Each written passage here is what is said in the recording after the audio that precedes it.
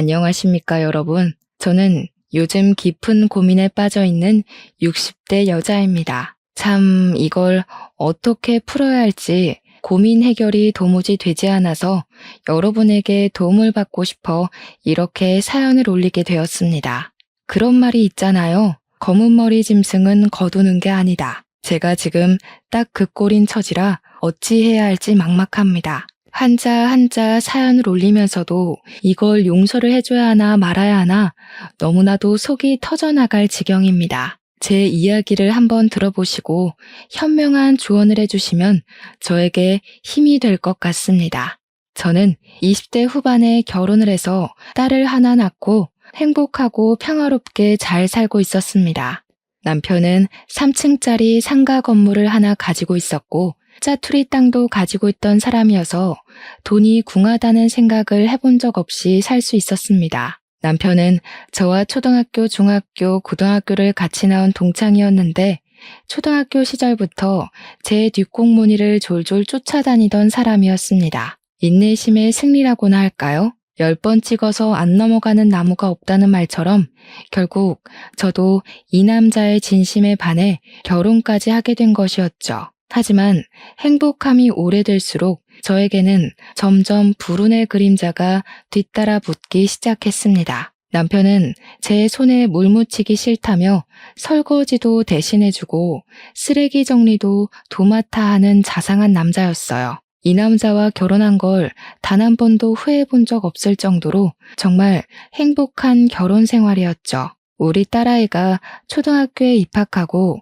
학교 생활에 적응할 때도 함께 지켜보고 아이가 아플 때 누구보다 병간호를 열심히 하던 남자였습니다. 전생에 얼마나 덕을 쌓았으면 이런 남자를 만날 수 있었을까 싶을 정도로 저에게는 대단한 남편이었습니다. 하지만 우리 아이가 초등학교 4학년이 되었을 때 우리 남편은 갑자기 하루아침에 땅으로 꺼지고 말았습니다. 그 나이에 비명 행사를 하게 될 줄 누가 알았겠습니까? 저는 정말 이 현실이 믿기지 않을 정도로 충격을 받았고 삶을 포기하고 싶을 정도로 괴로웠습니다. 싸늘한 주검이 된 남편의 장례를 치르면서도 옆에서 엉엉 우는 딸을 보면서도 현실이 아니라고 계속해서 부정을 했거든요. 주위에서조차 평소에 지병 하나 없이 건강했던 남편이 갑자기 이렇게 하늘로 떠났다는 걸 보면서 너무나도 어이없어 했습니다. 그러니 제 마음은 얼마나 산산조각이 났겠습니까? 정말 너무 현실감이 없어서 눈물조차 나지 않았습니다. 더군다나 남편이 가진 상가 건물이 제 발목을 잡기 시작했습니다. 전부 남편 명의로 되어 있던 재산들은 모두 저에게 넘어오게 되었는데 세금이 정말 만만치가 않았습니다. 남편이 하던 임대업도 땅 관리도 전혀 나눠하지 않았기에 저는 정말 생활비만 받아서 썼거든요. 모조리 저에게로 넘어오니 이걸 어떻게 해야 할지 감이 잡히지 않아서 정말 막막했습니다. 앞이 깜깜하다는 말이 절로 실감나는 순간이었죠. 그냥 세무사가 시키는 대로 변호사가 알려주는 대로 처리를 하려고 했는데 제가 또 아무것도 모르니까 주변에서 콩고물 떨어지기만 기다리는 사람들이 들러붙었습니다. 장례식장에 갑자기 나타난 먼 친척이라는 사람은 자기에게 넘기면 수익을 섭섭지 않게 주겠다면서 권리를 양도하라고 종용하기도 했어요. 제가 아무리 바보 천치라도 그 말이 거짓말이라는 건 모를 수가 없었죠. 결국 저는 주변에서 저를 도와줄 사람을 찾았습니다. 그때 마침 저를 도와주시겠다는 분이 바로 저희 건물에 새를 들어 학원을 운영하던 수학 선생님이었습니다. 우리 딸이 그 공부방에서 수학을 배우고 있었기 때문에 나름 안면도 있고 친하게 지내던 분이었거든요. 작은 호실 하나 임대해서 학원이라고 하기엔 거창하고 딱 공부방 정도로만 운영을 하시던 분이었는데 원래는 세무회계 쪽을 공부하셨던 분이라고 하더군요. 수학 선생님 주변에는 똑똑하신 사자 선생님들이 많이 계셨고 덕분에 저는 일 처리를 수월하게 할 수 있었습니다. 제 상가를 노리고 달려드는 하이에나들에게서 지켜주시기도 하고 법적으로 건물을 아주 꽁꽁 묶어 저 이외에는 아무도 탐을 낼 수 없게 해주셨습니다. 임대업 사업자를 내고 관리하는 법까지 친절하게 알려주신 덕분에 저는 정말 손 한 번 안 대고 코를 풀 수 있었습니다. 저에게는 두 번 다시 오지 않을 은인이나 다름없었죠. 그래서 저도 수고비를 꽤 많이 들였습니다. 그런데 문제는 또 다른 곳에서 터지기 시작했습니다. 제가 아무리 건물이 생기고 짜투리 땅이 생겼다고 해도 당장에 상속세를 내야 하고 현금이 필요한 곳이 많더라고요. 어찌나 돈이 급한지 대출을 받으려고 했는데 대출 이자도 만만치 않고 매달 들어가야 하는 현금이 꽤 많이 필요했습니다. 상가 월세 수익이 아무리 괜찮다고 해도 당장 필요한 상속세는 만만치 않았어요. 어릴 때 고향에서 살던 집을 하나 팔아서 상속세는 급하게 해결을 했는데 그러고 나니 딸이랑 먹고 살 생활비가 필요하더라고요. 월세 수익은 계속 세금으로 빠져나갈 예정이었고 저는 급하게 생활비를 벌기 위해 고정적 수입이 들어올 수 있는 회사에 취직을 하게 되었습니다. 게다가 애초에 그 건물에 제 거라는 생각이 들지 않았던 터라 남편이 죽고 나서 생각도 많아졌고요. 딸을 홀로 키워 나가야 한다는 부담감에 안정적인 직장을 구해 늦은 나이지만 회사의 사무직 직원으로 취직을 하는 게 생계에 도움이 될 것 같았습니다. 월세를 받으면 되는 것 아니냐고 생각들을 하시겠지만 남편이 100% 관리하던 남편 건물이라서 그런지 월세를 제가 받아 마구 쓰는 게 참 마음에 걸리기도 했습니다. 딸이 시집 갈 때 그대로 돌려주는 것도 괜찮겠다 싶어서 세금 문제를 제외한 돈은 딸을 위해 모으기로 했어요. 그래서 남들한테 부동산, 재산 있는 거 절대 티를 내지 않고 조용히 회사 생활을 했습니다. 제가 재산이 있는 걸 알면 분명 저에게 돈을 빌려달라고 들러붙을 인간들이 많다는 걸 직감적으로 느낀 거죠. 단 한 가지 문제는 이제 초등학교 4학년이 된 딸이 학교 수업을 마치고 나서였습니다. 저는 7시에 퇴근을 하는데 딸아이가 학원을 아무리 늦게 마친다고 해도 시간이 붕 뜨게 되더라고요. 고작 초등학교 4학년이 밤늦게까지 공부만 할 수는 없었으니까요. 하지만 아무리 아이를 학원에 내내 돌린다고 해도 고작 초등학교 4학년이 배울 수 있는 과목은 많지 않았습니다. 거기다가 늦은 시간에 혼자 아이에게 집까지 걸어가라고 하는 것도 너무나도 걱정이 되었죠. 당시에 유괴 사건도 많았고 남자아이도 아닌 딸아이가 해가 질 무렵에 혼자 걸어가는 게 얼마나 조마조마한지 다들 공감하실 테죠. 거기다가 장례식장에 찾아왔던 남편의 먼 친척이라는 사람이 집 앞까지 찾아와 돈을 빌려달라고 협박을 한 적도 있었고요. 당시에 동네에 강도가 들어서 흉흉한 소문이 돌기도 했었습니다. 그런 와중에 초등학교 4학년짜리 아이를 집에 혼자 내버려 둔다는 것은 상상도 하기 싫은 일이었죠.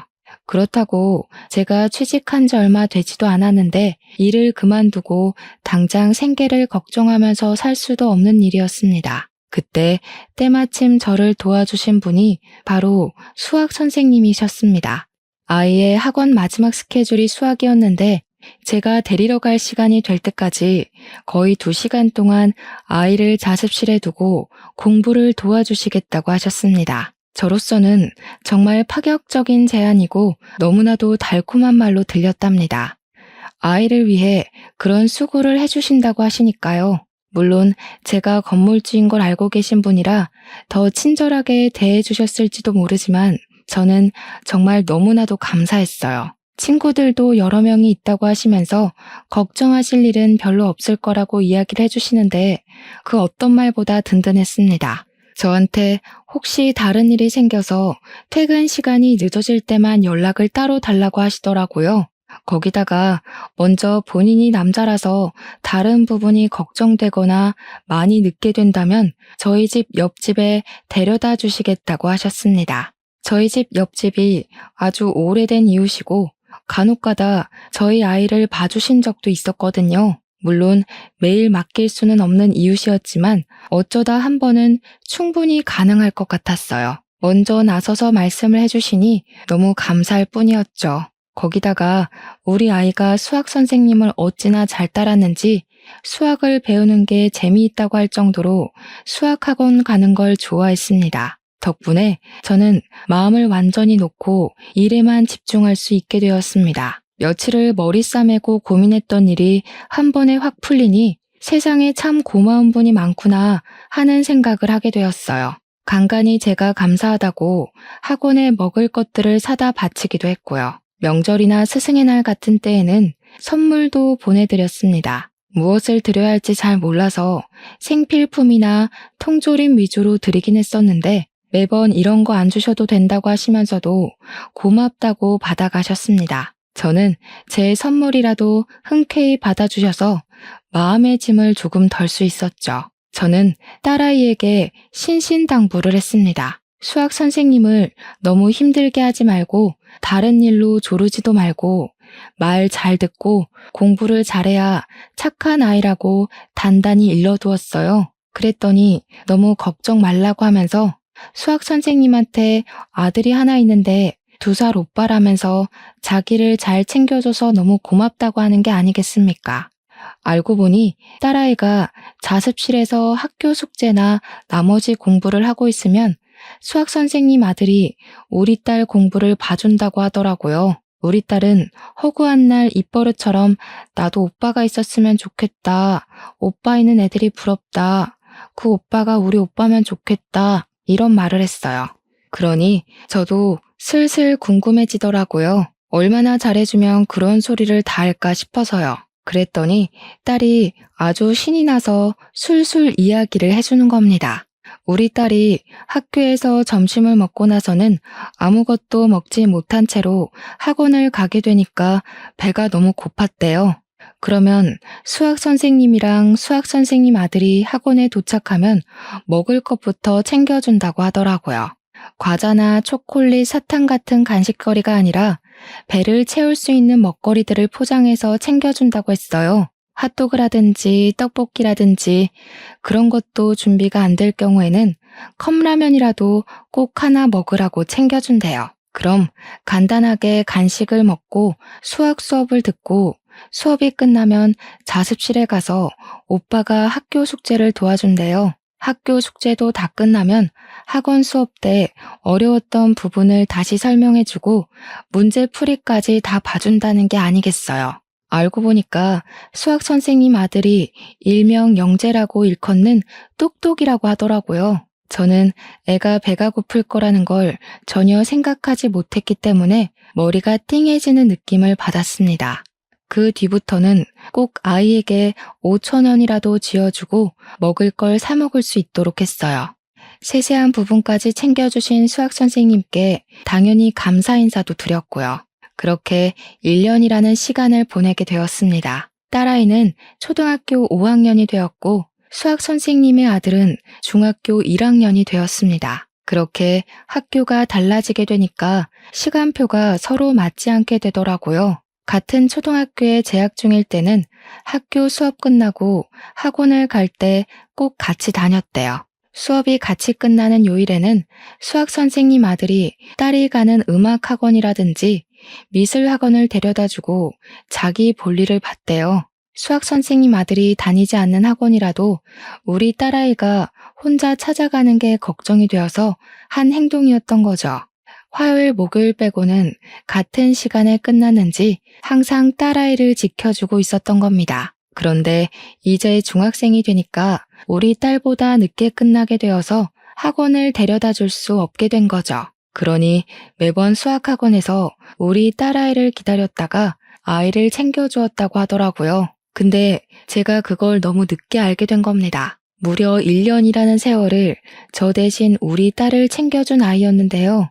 너무너무 고마운 마음에 중학생에게 뭐가 제일 필요한 물건일까 며칠을 고민하다가 선물을 챙겨주었습니다. 그 당시에는 워크맨이라고 음악을 듣는 플레이어가 엄청나게 인기였거든요. 꽤 고가이긴 했지만 가격이 문제겠습니까? 제가 그걸 선물로 사주었어요. 그랬더니 가지고 싶었던 물건이었는지 눈이 휘둥그레지면서 저한테 너무 고맙다고 몇 번을 인사를 하더라고요. 뒤늦게 알게 된 수학 선생님께서 저에게 따로 연락을 하셔서 이런 비싼 선물을 받을 수 없다고 돌려주시겠다고 하더라고요. 그래서 저도 선의의 거짓말을 할 수밖에 없었습니다. 회사에서 장기 자랑을 했는데 1등 경품이 그 물건이었다고 제가 1등을 하게 되는 바람에 경품을 탔다고 이야기를 했어요. 우리 딸에게는 아직 필요한 물건이 아닌 것 같아서 잘 쓸 수 있는 사람이 가지고 가는 게 맞는 것 같다고요. 우리 딸도 옆에서 거들더라고요. 그 물건은 자기한테 필요한 게 아니라면서 오빠가 썼으면 좋겠다고 했어요. 그러니 너무 죄송해하면서도 감사하다고 하시면서 물건을 챙기시더라고요. 그 이후에도 제가 수학 선생님 아들에게 몇 번 고마워할 일들이 생겼어요. 제가 늦게 퇴근하는 날이면 우리 딸아이랑 놀아주다가 집 앞까지 꼭 데려다주고 집에 간다고 하더라고요. 그래서 집이 꽤 먼 거리에 있는 거 아니냐고 물어보니까 수학 선생님 아들이 저에게 모르셨냐면서 저희 집 옆집에 살고 있다고 하더라고요. 저는 진짜 몰랐거든요. 그렇게 가까운 거리에 살고 있는지요. 그런데 그 집은 제가 알기론 세탁소를 운영하는 김씨 아저씨네 집이었단 말이죠. 그래서 거긴 김씨네 집 아니냐고 물어봤어요. 나중에 알고 보니까 김씨네 집 반지하 단칸방에 새를 들어서 살고 있었던 거였습니다.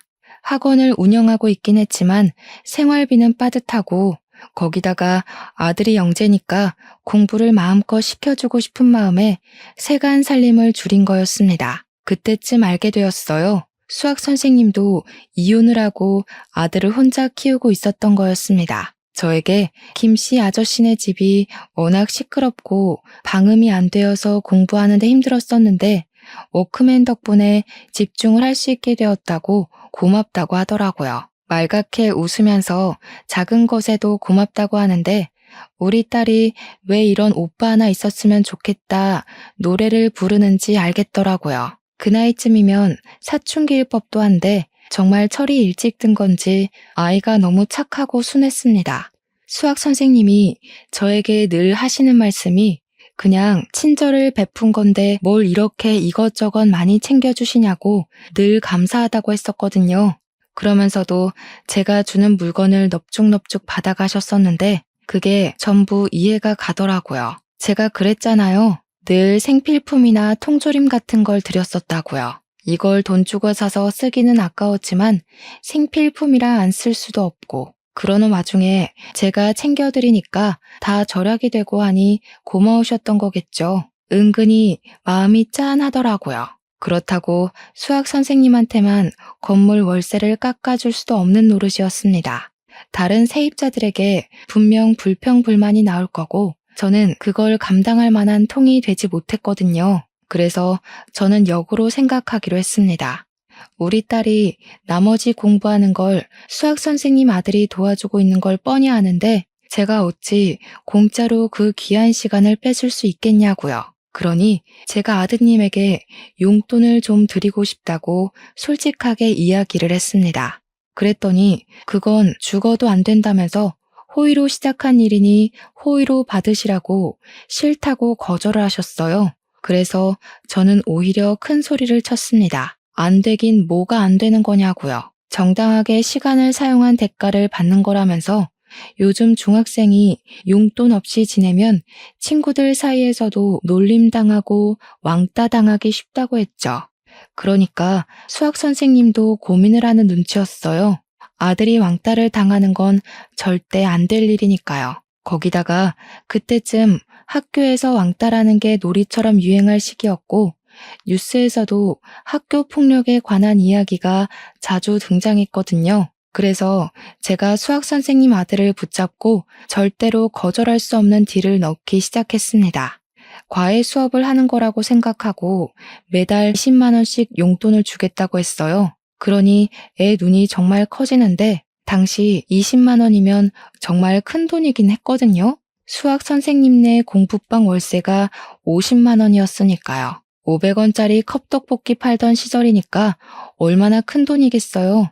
보통 한 달 용돈 하면 5만 원 정도가 적정선이었습니다. 그 뒤로는 정말 극진히 우리 딸을 챙겨주는 수학 선생님 아들 덕에 저는 더욱더 한시름 놓을 수 있게 되었습니다. 제가 늦는 날이면 집으로 돌아와 우리 집에서 딸을 챙겨주기까지 했어요.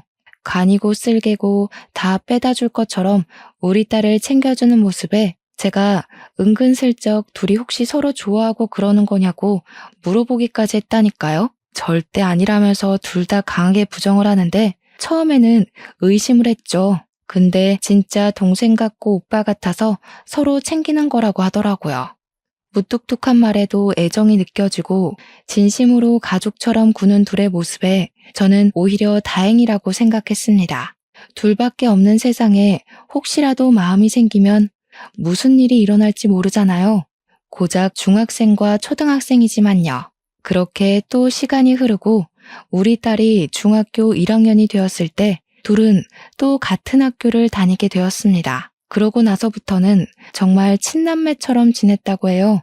학교에서 무슨 일이 생기면 수학 선생님 아들이 달려가서 일을 도와주고 해결해주고 했다고 하더군요. 준비물을 챙기지 못한 날에는 서로 챙겨주고 급식실에서 밥을 같이 먹기도 하면서 주위에서는 친오빠인 줄 안다고 했습니다. 그렇게 시간이 흐르는 사이에 저와 수학 선생님과의 관계도 조금 달라졌어요. 아들 하나 키우는 이혼남과 딸 하나 키우는 과부가 서로 만났으니 은근슬쩍 서로에게 물들게 된 것이었죠. 딸을 돌봐주어서 감사하다는 이유로 술을 한잔하기도 하고 넷이 모여 밥을 먹기도 했어요. 처음에 우린 그게 데이트인 줄도 모르고 시간을 보냈는데 점차 둘이 만나게 되는 시간이 길어지면서 데이트로 변질되어 버린 거죠. 서로 무엇을 좋아할까 고민을 하며 선물을 하기도 하고 그 나이에도 신작 영화가 나오면 같이 보러 가는 그런 사이가 되었습니다. 하지만 서로에게 한 발 더 나아가는 용기가 없었기 때문에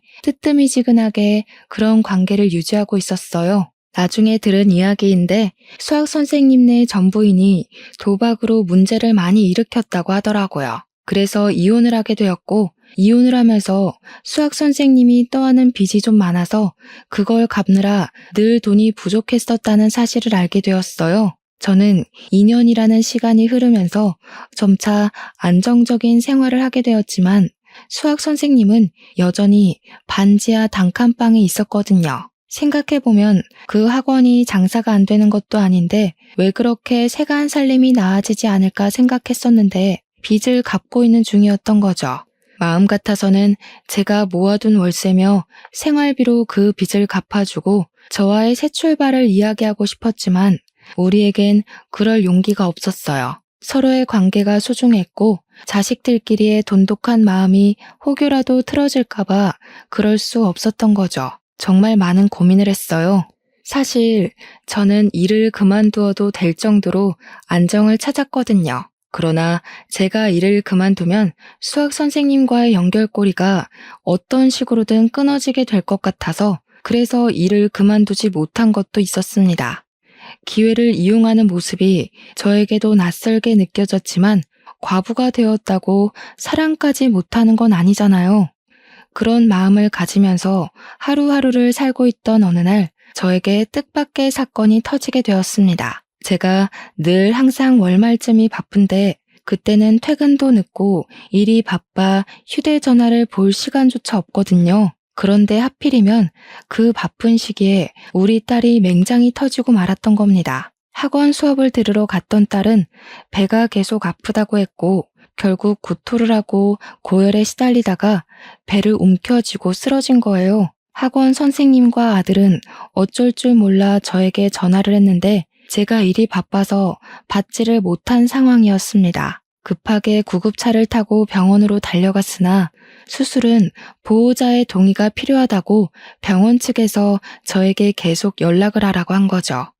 저는 전화를 받지 못했고 병원에서는 보호자 동의 없이는 수술을 할 수 없다고 하고 수학 선생님께서 병원 측에 재혼할 사이다. 내 딸이나 마찬가지다 하면서 병원 측에 강력하게 항의를 했다고 했어요. 병원에서는 본 보호자의 동의 전화라도 받아야 한다고 어쩔 줄 몰라 하고 있는 와중에 제가 딱 부재중 전화 수십 통 찍힌 걸 보고 전화를 건 거죠.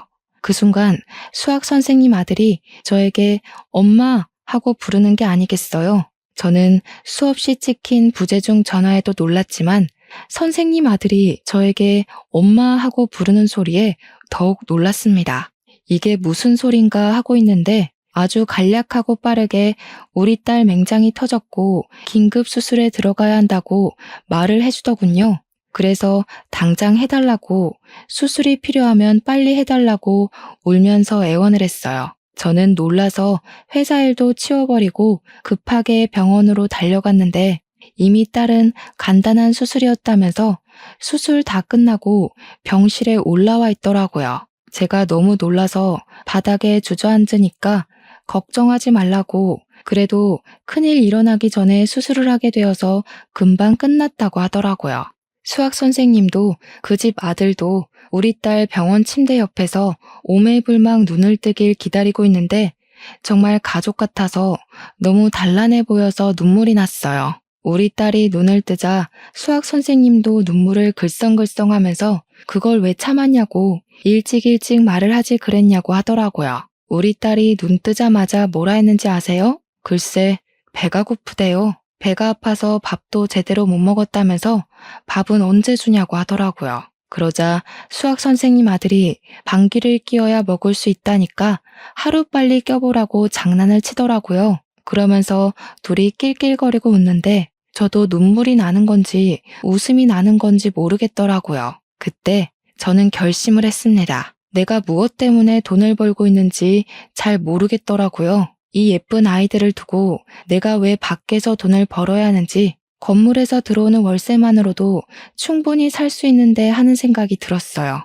지금 아니면 이 모습을 또 언제 기억해 둘 수 있을까 싶어서 회사 일을 그만두어야겠다고 생각했습니다. 집에 가만히 있으면 외롭고 쓸쓸한 마음이 들 것 같아서 죽은 남편을 잊으려고 일에 더 몰두했었지만 이제는 그럴 필요가 없다고 생각했어요. 거기다가 수학 선생님 아들이 저에게 전화로 엄마 하고 그 부른 순간이 잊히지가 않더라고요. 어떻게 표현을 해야 할지 모르겠지만 그 순간만큼은 정말 제 아들로 느껴지는 겁니다. 우리 가족과 수학 선생님의 가족의 벽이 많이 허물어져 있었고 누가 봐도 한 가족처럼 지내고 있긴 했으니까요. 제가 만감이 교차해서 병원 입원실 벽에 기대어 서서 딸과 아들의 모습을 가만히 지켜보고 있는데 수학 선생님이 저에게 이야기 좀 하자고 하셨습니다. 그 표정에서 엄청난 비장함이 느껴져서 혹시 내가 모르는 다른 이야기가 있나 싶기도 했어요. 그분이 꺼낸 이야기는 속에 감춰두었던 진심이었습니다. 아까 수술 동의서에 보호자 서명이 필요하다고 하는데 본인이 보호자가 아니라서 말로 할 수 없는 박탈감을 느꼈다고 하더라고요. 당당하게 아이들의 보호자가 되고 싶고 제가 남은 보호자 자리를 차지했으면 좋겠다면서 전 배우자에게 받은 상처를 서로를 통해 치유해보는 게 어떻겠냐고 했어요. 진지하게 결혼해 주었으면 하는 바람에서 이야기하는 거라고 고민을 길게 하지 않았으면 좋겠다고 덧붙이더라고요. 수학 선생님이 먼저 저에게 한 걸음 다가왔는데 제가 다가가지 않으면 안 되잖아요. 그래서 저는 당장 혼인신고부터 하러 가자고 말했습니다. 그게 제 진심인 걸 알고는 서두르더라고요. 그렇게 몇 주가 더 지나고 저는 퇴직을 했고 그이와 혼인신고를 했습니다. 서류상 진짜 가족이 되었다는 말에 아들과 딸은 무척 당황해했지만 진심으로 이렇게 될 줄 알았다면서 잘 지내보자고 먼저 이야기를 해주더군요. 제가 원래 살던 집이 전 남편과 살았던 집이기에 새 가족과 새 출발을 하고 싶은 마음에 그 집을 처분하고 모아둔 돈과 퇴직금을 보태서 방 4개짜리 아파트를 얻었습니다. 부부방, 딸방, 아들방, 서재를 하나 꾸며서 아이들이 공부도 할 수 있고 남편이 학원 일을 할 수 있도록 꾸몄습니다. 같이 살고 나서는 정말 부딪힐 일도 없이 서로에게 참 잘하며 살았어요. 아들과 딸이 친남매 저리 가라 싶을 정도로 잘 지내는데 보기 좋았습니다. 그러던 와중에 중3인 아들의 학부모 상담이 잡혔고 남편은 저에게 가보라고 이야기를 하길래 떨리는 마음을 하고 학부모 상담을 받으러 갔어요. 갑자기 나타난 엄마라는 존재에 선생님도 당황한 듯 싶었지만 차근차근 우리 아들의 성적과 진로에 대해 상담을 해주셨습니다. 영재라는 말은 익히 들었지만 정말 이 정도로 똑똑할 거라고는 생각을 못했던 터라 저는 너무 당황스러웠습니다. 담임 선생님은 저에게 특목고 이야기를 꺼냈고 돈이 꽤 많이 들겠지만 미래를 위한 투자로서는 최고일 거라고 했어요. 내가 우리 아들 공부시키는데 땅 하나 못 팔겠나 싶어서 돈이 얼마가 들어도 좋으니 특목고를 목표로 하겠다고 했죠. 시간이 얼마 남진 않았지만 추천서도 이미 받아놨고 내신 관리도 잘 되어 있어서 걱정은 안 하셔도 된다고 하더군요. 우리가 사는 곳과 건물 모두 일산에 있었는데 아들이 서울 강동구에 있는 외고에 떡하니 붙은 겁니다. 거리가 너무 멀어서 저희 가족은 결단을 내렸습니다. 이사를 가기로요. 일산에 있는 건물도 값이 꽤 오른 터라 팔아버리고 길동에 있는 5층짜리 상가 건물을 대출을 받아서 구매했습니다. 길동의 상가 건물이 좀 낡긴 했지만 수리를 해야 하는 부분은 별로 없더라고요. 그 건물을 리모델링해서 남편의 종합학원을 차려주기로 마음을 먹었죠. 5층을 전체 학원으로 만들어버리고 선생님도 면접을 봐서 뽑았고 남편을 원장으로 세웠지만 사업자는 제 이름으로 내자고 남편이 말하더라고요. 실제 운영은 남편이 했지만 사장은 제가 된 것이었죠. 처음에는 학원생이 별로 없어서 적자였지만 우리 아들이 외고에 다니기도 했고 남편이 강의를 잘한다는 소문이 돌아서 점점 학원생들이 늘기 시작했습니다. 우리 아들이 외고를 졸업하고 서울대에 입학하자마자 5층 건물이 가득 차게 수강생들이 늘었습니다. 2년 동안 꾸준히 성장을 한 덕분이었어요. 학원의 어마어마한 매출은 제 통장으로 들어왔고 인터넷 강의 사업까지 뛰어들었더니 매출이 몇 배로 늘더라고요. 정말 새 출발이라더니 제 2의 인생을 살고 있는 듯 했습니다. 우리 아들은 서울대에 가고 집은 점점 돈이 쌓이고 동네에서 제일 좋다는 아파트도 매매했죠. 하지만 득이 있으면 실도 있듯이 우리 딸의 성적은 점점 떨어졌습니다.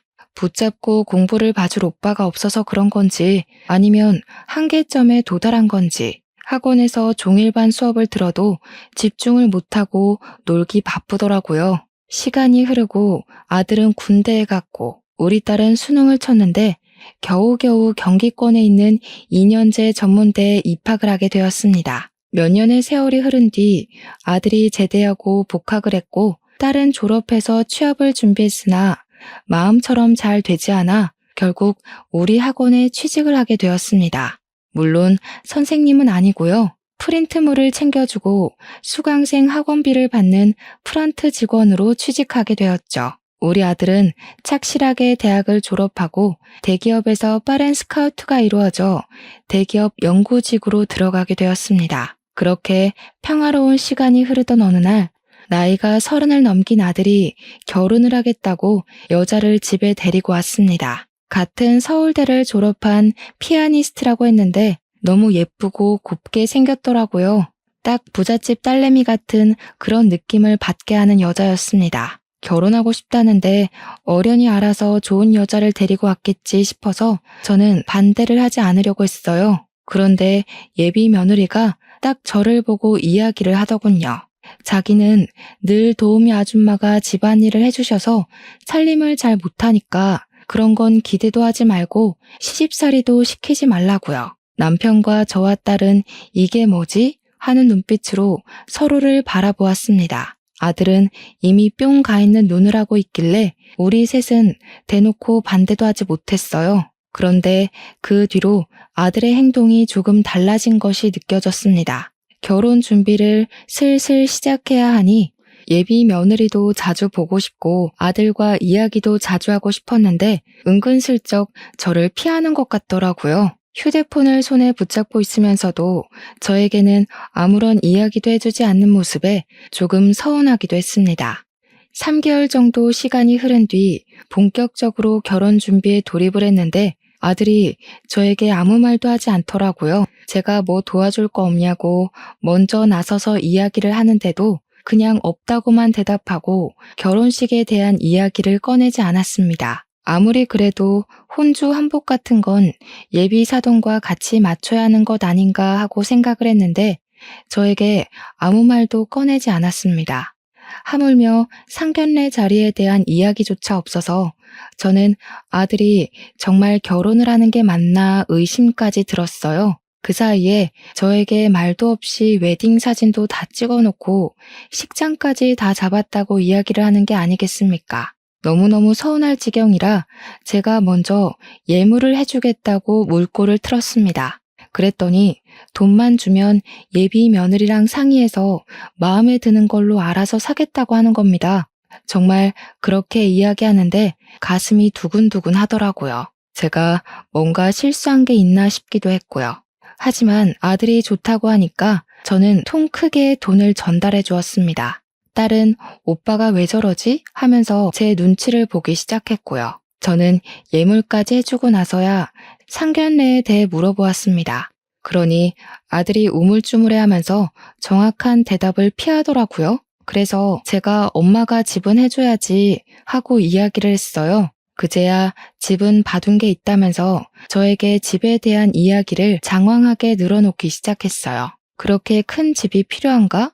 싶긴 했지만 다 필요한 용도가 있다고 했고 아들의 결혼인데 그 정도는 해줄 수 있다고 생각했습니다. 그러면서도 상견례에 대한 이야기는 전혀 없어서 저는 의문을 품었죠. 그렇게 며칠이 더 지나고 금요일 저녁에 웬일로 아들이랑 남편이 같이 퇴근을 해서 들어왔어요. 꽤 늦은 시간이라 둘이 만나서 같이 들어왔냐고 물어보니까 남편이 씩씩거리면서 방으로 들어가더라고요. 무슨 일 있냐고 물어보는데 아들은 아무 말도 안 하고 있고 남편은 아들을 향해 삿대질을 하다가 한숨을 거칠게 쉬고 말더라고요. 둘이 싸움이라도 한 모습이라 의문을 품었습니다. 제가 재차 남편에게 물어보자 아니라고 딱 한마디 하는데 분위기가 영 심상치 않더라고요. 그래서 저는 다른 이야기라도 해야겠다 싶어서 아들의 전셋집 계약금 이야기를 꺼냈습니다.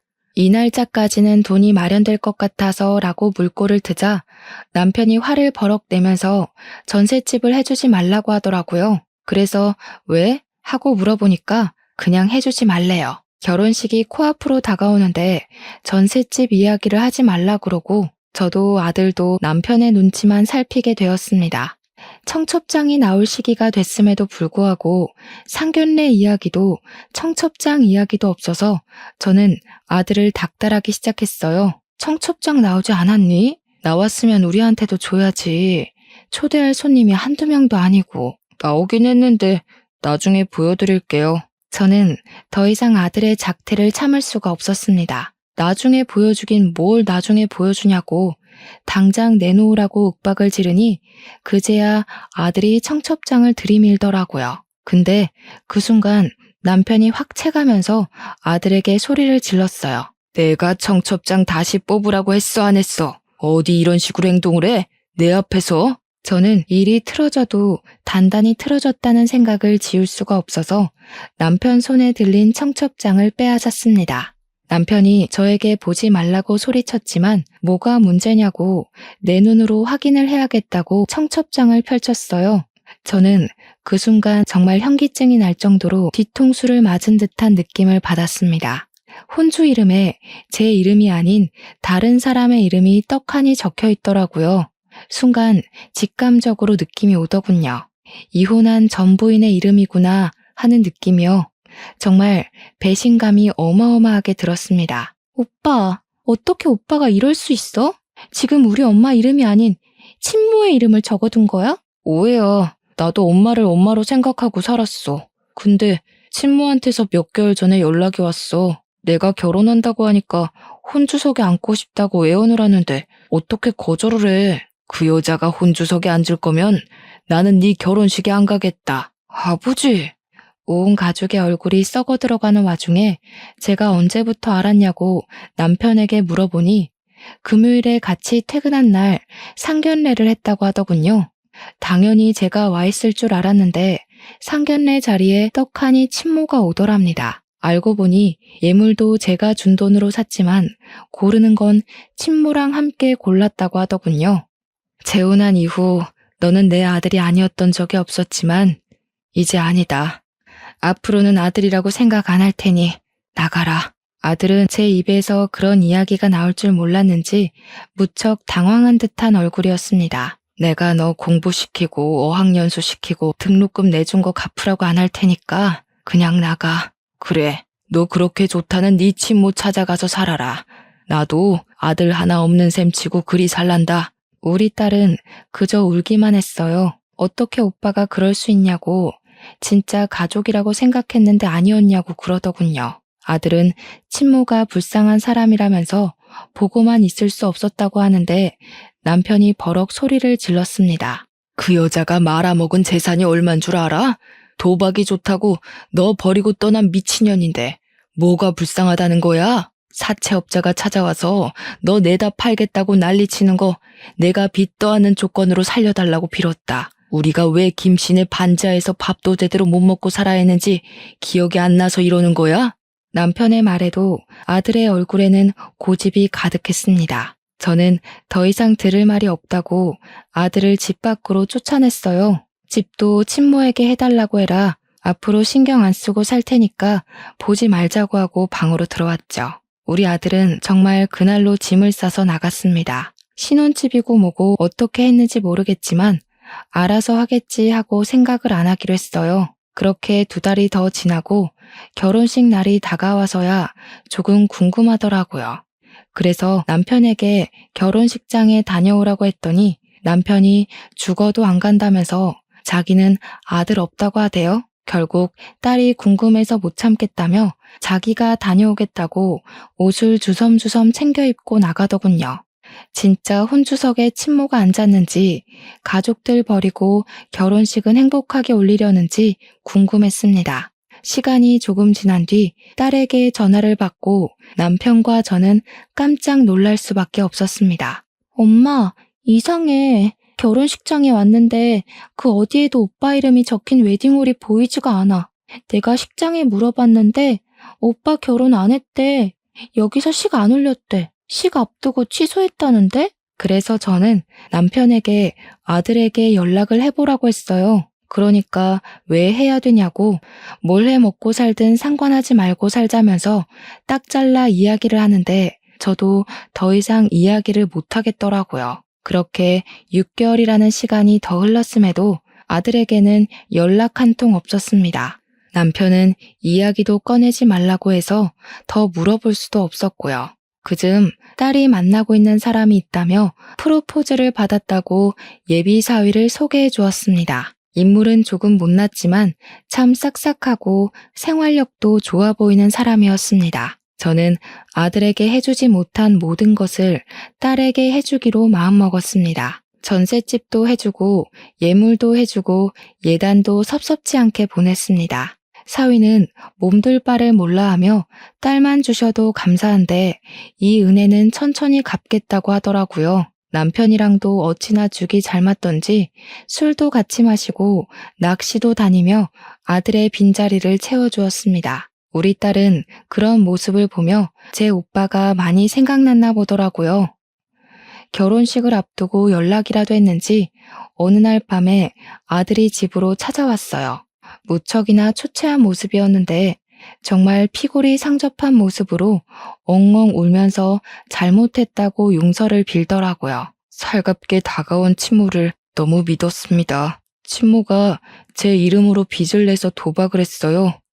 제 월급도 가져가고 대출도 받아가고 결국 빚을 갚기 위해 퇴직금을 받았어야 했습니다. 결혼할 사람은 제가 돈 한 푼 없는 빈털터리가 되자 저랑은 결혼 못하겠다고 도망을 갔어요. 딸 결혼을 코앞에 두고 이런 일이 생기니까 정말 막막하더군요. 아들은 잘못했다고 울면서 비는데 남편은 그런 아들의 뺨을 쳤습니다. 부모가 네 입맛대로 고를 수 있는 건 줄 알아? 당장 나가! 저와 딸은 아무 말도 할 수 없었고 아들은 그 길로 다시 집을 나갔습니다. 딸은 결혼식을 무사히 마쳤고 그 와중에도 아들이랑 몇 번 연락을 하고 금전적인 문제도 좀 도와준 것 같더라고요. 저도 마음이 갈팡질팡해서 아들을 용서해주자고 남편에게 이야기했지만 남편이 절대로 받아주면 안 된다고 철옹성처럼 버티고 있습니다. 검은머리 짐승은 거두는 게 아니라면서 키운 적 무시하고 친못 따라간 모자란 놈이라고 하더라고요. 아직까지 연락은 하지 않고 불편하게 살고 있는데 제가 어떻게 하면 좋을까요? 딸을 통해 연락을 해서 만나봐야 할지 아니면 남편 말대로 영영 무시하고 살아야 할지 너무나도 고민됩니다. 부디 현명한 결정을 내릴 수 있도록 사연을 들어주신 여러분이 저를 도와주셨으면 좋겠습니다.